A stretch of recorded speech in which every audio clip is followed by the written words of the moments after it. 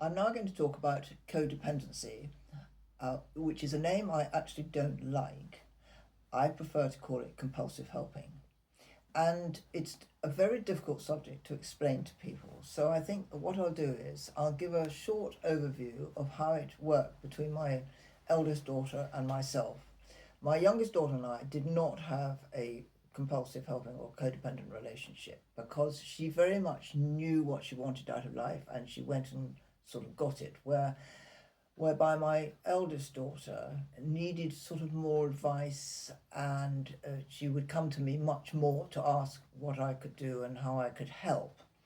And it's that word help that starts to get slightly out of control if you are looking after people who are not well.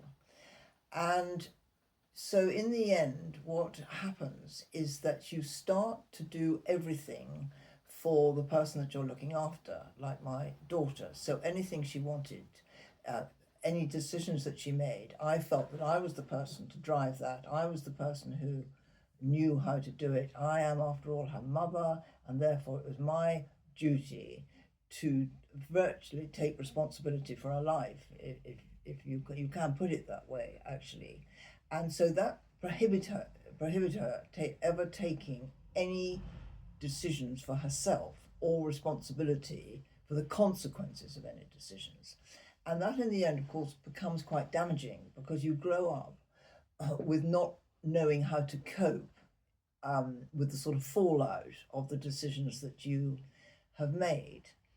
Now, helping in itself, if you've got somebody who's ill, of course everybody helps someone who's ill and not well as a family. I mean, that's normal helping.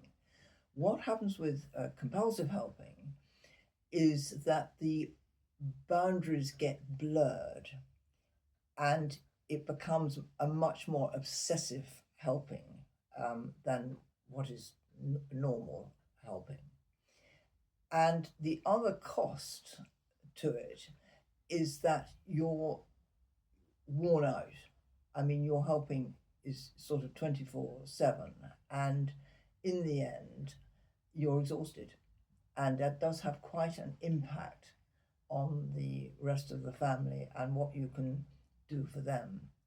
So, in the end, for us, I personally learned how to sort of stand back, let my daughter make her own decisions about her own life.